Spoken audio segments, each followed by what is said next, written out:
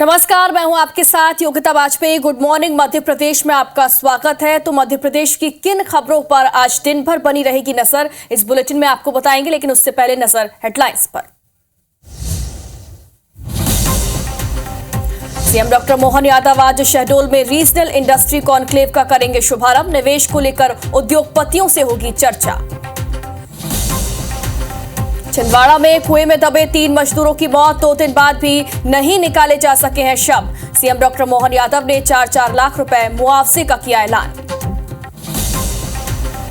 जबलपुर में spa centre पर police का छापा, 5 युवतियों समेत 8 लोग गिरफ्तार, कई आपत्तिजनक सामान भी जब्त।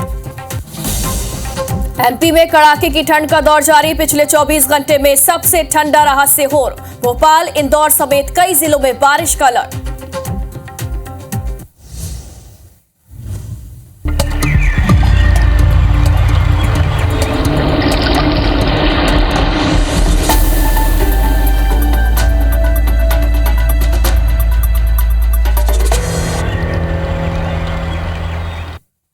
तो बुलेटिन की शुरुआत करते हैं छिंदवाड़ा से एक बड़े अपडेट के साथ, जहां पर खूना छिरखुर्द गांव में एक पुराने कुएं को गहरा करने के दौरान एक बड़ा हादसा हुआ और उसमें काम कर रहे मजदूर उसमें दब गए। पुलिस बल, होमगार्ड और एनडीआरएफ की टीम मौके पर पहुंची और रेस्क्यू अभियान शुरू किया गया, लेकिन तीनों मजदूरों की जान चली गई, उन्हें बचाया नहीं जा सका। 36 घंटे बीत जाने के बाद भी रेस्क्यू ऑपरेशन अब भी जारी है। तीनों मजदूरों का अब तक शव बाहर नहीं निकाला गया है। वहीं सीएम डॉक्टर मोहन यादव ने इस घटना को लेकर पोस्ट भी किया और मजदूरों के परिवारों को 4-4 लाख रुपए की सहायता राशि की घोषणा की। सब सीहोर के बुधनी के रहने वाले थे।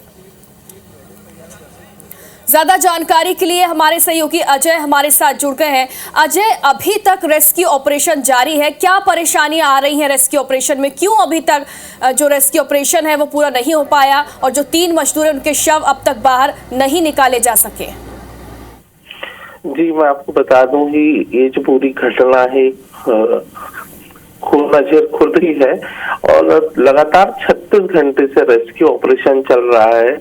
3 पोकलैंड और 2 जेसीबी मशीन से लगातार खुदाई की जा रही है।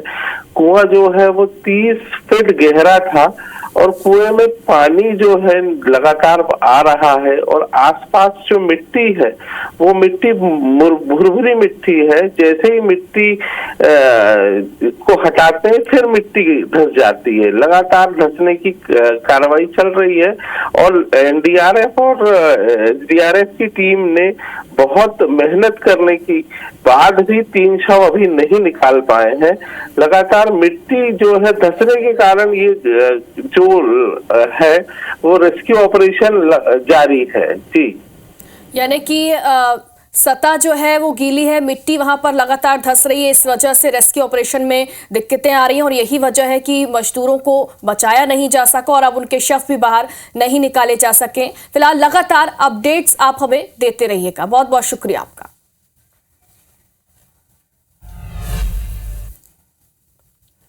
और अब खबर शहडोल से है। आज शहडोल में रीजनल इंडस्ट्री कॉन्क्लेव का आयोजन होने वाला है। सीएम डॉक्टर मोहन यादव हमेशा की तरह कॉन्क्लेव में शामिल होंगे। मध्य प्रदेश की 7वीं रीजनल इंडस्ट्री कॉन्क्लेव ये होगी। देश के प्रमुख उद्योगपति इस कॉन्क्लेव में शामिल होंगे। निवेश को लेकर इस कॉन्क्लेव में चर्चा होगी। सीएम डॉक्टर मोहन यादव उद्योगपतियों से अलग अलग 1-to-1 चर्चा करेंगे। खनिज उद्योग और पर्यटन पर यह कॉन्क्लेव केंद्रित रहेगा। शहडोल के प्रभारी मंत्री राजेंद्र शुक्ला भी इस दौरान मौजूद रहेंगे। मंत्री दिलीप जायसवाल भी कार्यक्रम में पहुंचेंगे और 5000 से ज्यादा उद्योगपतियों ने इस कॉन्क्लेव के लिए अपना पंजीयन कराया है। शहडोल संभाग में औद्योगिक विकास को इस कॉन्क्लेव से गति मिलेगी। इंजीनियरिंग कॉलेज में कॉन्क्लेव का आयोजन होने वाला है।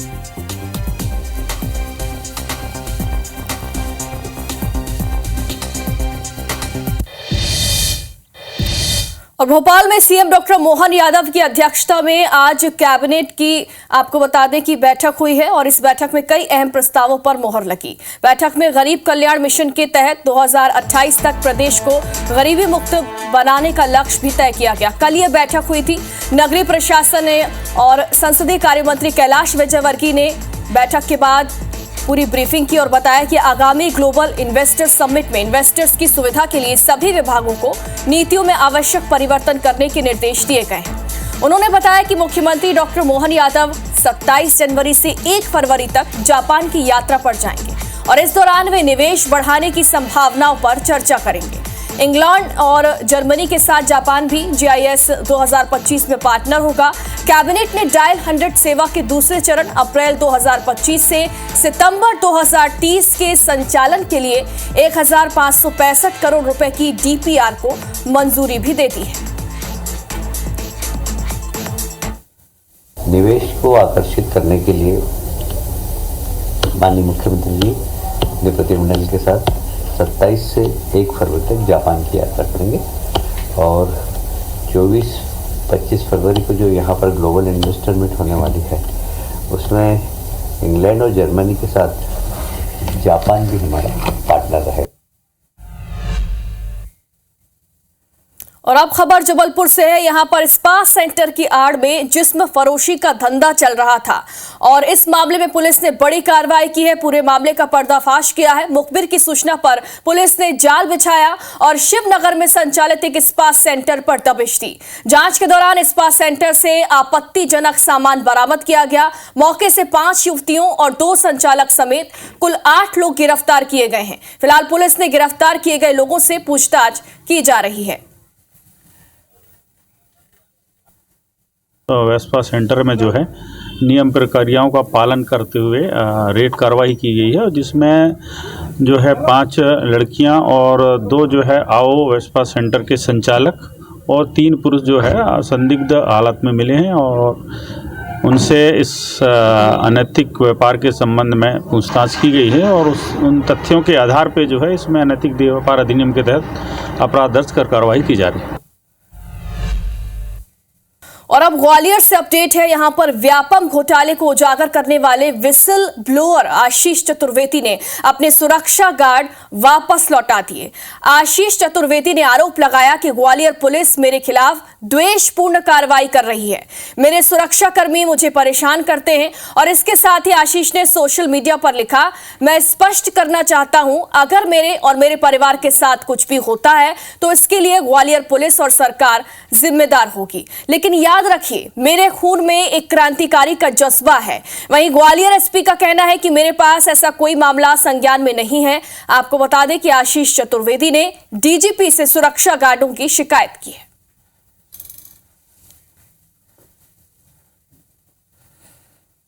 पुलिस के आला अधिकारी ग्वालियर के पुलिस में सेक्सटॉर्शन और एक्सटॉर्शन जैसे रैकेट चला रहे हैं।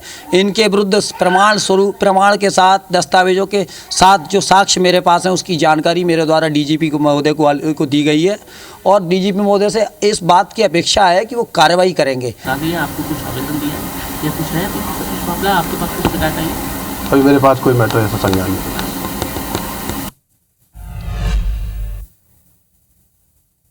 खंडवा में एक गुमशुदा पति की रिपोर्ट लिखवाने महिला पदम नगर थाने पहुंची। पति से घर लौटने की मिन्नतें करती हुई महिला नजर आई, जिसका वीडियो अब सोशल मीडिया पर काफी ज्यादा वायरल है। इस वीडियो में युवती घर छोड़कर गए पति से मिन्नतें कर रही है और बोल रही है कि तुम मुझे जहां जैसे रखोगे वैसे मैं रह लूंगी, लेकिन घर वापस लौटाओ। महिला ने बताया कि उसकी शादी को 7 साल हो गए हैं। छोटी सी बात को लेकर उनके बीच अनबन हुई और पति घर से चले गए, जो अब तक वापस नहीं लौटे। इस मामले में SP सिटी अभिनव कुमार बारंगे का कहना है कि शिकायत मिलने के बाद से पदम नगर थाना पुलिस को मामले की जांच के आदेश अब दे दिए गए। मैं पदम नगर थाने गई थी मेरे पति की गुमशुदा की रिपोर्ट करवाने की। मेरे पति को कहीं से भी ढूंढकर लेकर आई है। जहाँ भी हो ना तुम वापस आ जाओ, अपन दोनों अच्छे से रहेंगे। ना मेरे को तुम्हारे घर वालों से मतलब है, ना मेरे को मेरे घर वालों से मतलब है। बस तुम जहाँ भी हो ना ऋषभ, तुम वापस आ जाओ। मैंने कंप्लेन इसलिए की है ताकि तुमको ढूंढ कर लेकर आए। तो पत्नी ने पति के गुमशुदगी की रिपोर्ट दर्ज कराई है, जिसमें फिलहाल में गुमशुदगी दर्ज कर ली गई है और इसमें जाँच जारी है। जैसे ये दस्तयाब होते हैं उसके बाद जो अग्रिम कार्रवाई की जाएगी। तो एक तरफ खंडवा में एक पत्नी परेशान है, अपने पति को वापस बुलाने की मिन्नतें कर रही है, तो वहीं दूसरी तरफ भोपाल में एक पत्नी से ही पति परेशान हो गया, जहां भूतिया पत्नी की हरकतें चर्चा में हैं। दरअसल महिला अपने कमरे में आईने के सामने बैठकर अजीबोगरीब हरकतें करती थी और जोर से चिल्लाती थी। पत्नी के इस हरकत से पति और उसके परिवार वाले परेशान हो गए और तंग आकर पति ने फैमिली कोर्ट में तलाक की अर्जी लगा दी। अदालत ने दोनों के बीच सुलह कराने की कोशिशें की और दोनों को बुलाया। इस दौरान पति ने कोर्ट में बताया कि उनकी पत्नी भूतों की आवाज निकालती है और अजीबोगरीब हरकतें भी करती है, जिससे पूरा परिवार अब डरा हुआ है। कोर्ट ने जब महिला से इस बारे में पूछा तो उसका कहना है कि ससुराल के लोग बहुत काम करवाते हैं और इसीलिए मन बहलाने के लिए भूतों जैसी हरकतें करना उसने शुरू कर दिया और पूरे परिवार को इसी तरह वो डराने लगी थी ताकि परिवार के जो लोग हैं उससे डरने लगे और इसी तरह उसे पति का अटेंशन भी मिल जाए।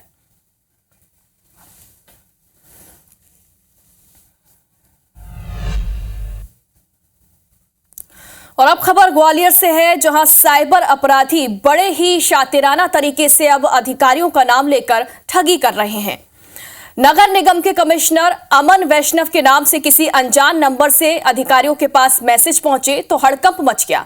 मैसेज में पूछा गया, तुम कहां हो और क्या कर रहे हो। मैसेज करने वाले ने खुद को कमिश्नर आईएएस अमन वैष्णव बताया। चूंकि अधिकारियों के पास कमिश्नर का फोन नंबर पहले से ही था तो नए नंबर से मैसेज पहुंचने पर नगर निगम में चर्चाएं होने लगी। यह मैसेज अपर आयुक्त अनिल दुबे, उपायुक्त डॉक्टर प्रदीप श्रीवास्तव और ई श्रीकांत काटे को भी पहुंचा। इसकी सूचना कमिश्नर अमन वैष्णव को मिली। उन्होंने इसे पूरी तरह फर्जी बताया और कहा कि यह साइबर अपराध है। कमिश्नर ने स्टाफ को सावधान रहने और उस नंबर को इग्नोर करने को कहा और अन्य लोगों को भी मोबाइल नंबर से आने वाले मैसेज या फिर कॉल से सावधान रहने के लिए कहा। कमिश्नर ने एसपी धर्मवीर सिंह से बात की और उन्हें इसकी शिकायत की। कुछ कॉल निगम कमिश्नर साहब के फोन पे भी आए थे, उन्होंने अवगत कराया है। जो नंबर आया है उसको हम लोग जांच पड़ताल करवा रहे हैं, किसका नंबर है, कहां से आया है। प्रेमा फेसिया वो साइबर फ्रॉड का एक अटेम्प्ट है और उसमें उन्होंने तत्काल उसका संज्ञान लिया है और साइबर सेल को मामला सौंपा गया, उसकी जांच कर रहा है। और अब बड़ी खबर है, एक्टर सैफ अली खान पर चाकू से हमला हुआ है। घर में घुसे चोर ने चाकू से हमला किया है। सैफ अली खान लीलावती अस्पताल में फिलहाल भर्ती हैं। ये बड़ी खबर आप तक पहुंचा रहे हैं। सैफ अली खान पर हमला हुआ है। एक्टर सैफ अली खान पर चाकू से हमला किया गया। बताया जा रहा है कि चोर उनके घर में घुसे हुए थे और इसी दौरान उन चोरों ने उन पर चाकू से हमला किया है। सैफ अली खान को लीलावती अस्पताल में फिलहाल भर्ती कर दिया गया है, जहां उनका इलाज चल रहा है। घर में उनके चोर घुसे हुए थे, ये जानकारी सामने आई है और इन्हीं चोरों ने एक्टर सैफ अली खान पर चाकू से हमला कर दिया है। फिलहाल सैफ अली खान को लीलावती अस्पताल में भर्ती कर दिया गया है। तमाम सुरक्षा व्यवस्था होने के बावजूद, सिक्योरिटी गार्ड होने के बावजूद चोर अंदर दाखिल हुए हैं और इन चोरों ने चाकू से सैफ अली खान पर हमला किया है। ये बड़ी खबर आप तक पहुंचा रहे हैं। एक्टर सैफ अली खान के घर में चोर घुसे हैं और इन चोरों ने उन पर चाकू से हमला किया। सैफ अली खान को लीलावती अस्पताल में फिलहाल भर्ती कर दिया गया है। शुरुआती जानकारी यही सामने आ रही है कि चोर उनके घर में घुसे हुए थे चोरी करने के लिए और इसी दौरान सैफ अली खान पर चाकू से हमला किया गया है। लीलावती अस्पताल में हालांकि उन्हें भर्ती कर दिया गया है। ये बड़ी खबर आप तक पहुंचा रहे हैं। एक्टर सैफ अली खान पर चोरों ने हमला कर दिया है, जो कि उनके घर में दाखिल हुए थे। ज्यादा जानकारी अब तक इस मामले में सामने नहीं आ पाई, लेकिन जो शुरुआती जानकारी है उसके अनुसार चोर सैफ अली खान के घर के अंदर दाखिल हुए और उसके बाद उन पर चाकू से हमला किया गया। और अब खबर ग्वालियर से है, जहां पर नगर निगम एक बार फिर 90 लाख रुपए से ज्यादा के डस्टबिन शहर में लगाने जा रहा है, लेकिन पार्षद से लेकर एमआईसी मेंबर ने इस पर आपत्ति ली है और इनका कहना है कि बीते 5 साल में 2 करोड़ 20 लाख रुपए के डस्टबिन लगाए गए हैं, जो कि फिजूल खर्ची साबित हो रहे हैं। कुछ पार्षदों ने लिखित में निगम की होने वाली बैठक में इस मुद्दे को लेकर लिख कर दिया है, तो वहीं निगम के सभापति जांच की बात कह रहे हैं। बता दें कि नगर निगम स्वच्छता सर्वेक्षण में टॉप 10 में आने की कवायद कर रहा है और इसके लिए शहर में 5 साल के दौरान तकरीबन 2 करोड़ 20 लाख रुपए में 2,950 डस्टबिन खरीदकर सड़क किनारे लगा दिए गए, लेकिन इनमें से ज्यादातर डस्टबिन गायब हो चुके हैं। MIC मेंबर अवधेश गौरव ने इस मामले की जांच की मांग की है।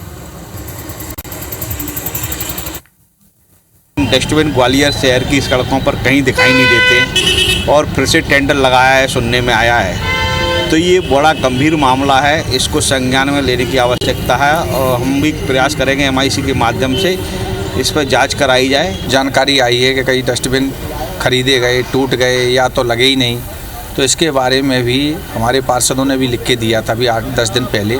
अब सबके संज्ञान में भी आ गया है, तो उस पर अगर परिषद में हमारे पार्षद कोई मांग करते तो हम चर्चा भी कराएंगे और उसमें जो नियम अनुसार निर्णय भी लेंगे। भोपाल में समाजवादी पार्टी के प्रदेश अध्यक्ष मनोज यादव ने प्रेस कॉन्फ्रेंस कर मध्य प्रदेश में जमीन घोटाले का आरोप लगाया। उन्होंने कहा कि सहारा की जमीन भाजपा नेता की कंपनी ने खरीदी है। भोपाल, कटनी और जबलपुर में जमीन की खरीद फरोख्त हुई। 1000 करोड़ की जमीन को 90 करोड़ में बेचा गया। प्रदेश अध्यक्ष ने कहा कि जमीन का पैसा सेबी और निवेशकों को नहीं दिया है। उन्होंने सहारा के अधिकारियों पर भी मिलीभगत का आरोप लगाया। यादव ने कहा कि सपा इस मामले को सड़क से संसद तक उठाएगी।